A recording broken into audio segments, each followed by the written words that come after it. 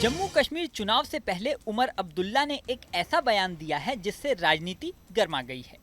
National conference के उपाध्यक्ष और जम्मू कश्मीर के पूर्व सीएम उमर अब्दुल्ला ने कहा है कि अफजल गुरु की फांसी एक गलत फैसला थी।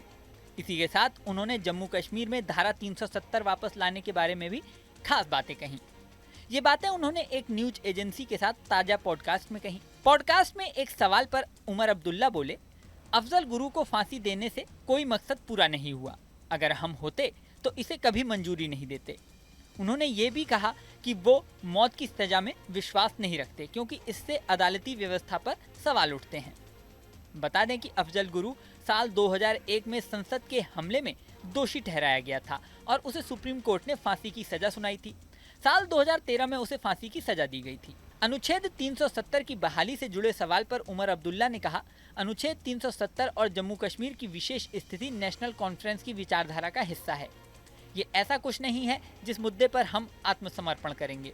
साथ ही उमर अब्दुल्ला ने यह भी कहा कि धारा 370 की वापसी कोई ऐसा मुद्दा नहीं है जो ये विधानसभा करने में सक्षम होगी।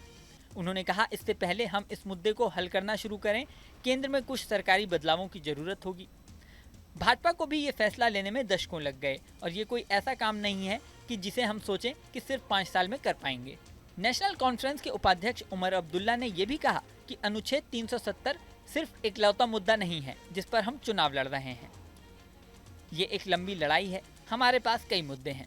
उन्होंने ये भी कहा कि जब संसद में भाजपा 2 सांसदों पर सिमट गई थी तो क्या किसी को भरोसा था कि वो अनुच्छेद 370 और राम मंदिर पर कुछ भी करने की स्थिति में होंगे। लेकिन समय के साथ चीजें बदल गईं और वहां तक बीजेपी को पहुंचने में दशकों लग गए। इसी के साथ उन्होंने कहा कि अदालत का फैसला किसी अध्याय को बंद नहीं करता है, कोर्ट के फैसले बदले जा सकते हैं। कहा जा रहा है कि इस मुद्दे को विधानसभा में हल नहीं किया जा सकता। ये सदन हमें विधानसभा और राज्य देने के बारे में है जो कि हम चाहते हैं। उमर अब्दुल्ला के अफजल गुरु को लेकर दिए बयान के बाद राजनीति और ज्यादा गर्मा गई है। उमर अब्दुल्ला का ये बयान ऐसे समय सामने आया है जब जम्मू कश्मीर में चुनाव होने में कुछ ही हफ्ते बचे हैं और आर्टिकल 370 हटने के बाद इस राज्य में पहली बार विधानसभा चुनाव हो रहे हैं। यहाँ आपको ये भी बता दें कि नेशनल कॉन्फ्रेंस और कांग्रेस इस बार मिलकर चुनाव लड़ रहे हैं, जबकि उनके सामने सबसे बड़ी चुनौती बीजेपी है। इसके अलावा पीडीपी भी यहाँ मेन अपोनेंट है। इन दलों के अलावा कुछ अन्य पार्टियां भी चुनाव में ताल ठोक रही हैं जो चुनाव में बड़ा असर डाल सकती हैं। उमर अब्दुल्ला के बयान पर बीजेपी किस तरह से रिएक्शन देती है, ये बड़ा सवाल है। इस वीडियो में फिलहाल इतना ही, लेकिन जाने से पहले सबसे जरूरी बात, हमारे चैनल न्यूज़ नेशन को आपने सब्सक्राइब नहीं किया है तो सब्सक्राइब कर लें। इसी के साथ स्क्रीन पर दिख रहा बेल आइकन प्रेस कर दें जिससे हमारे नए नए वीडियोज़ की नोटिफिकेशन आपको मिलती रहे।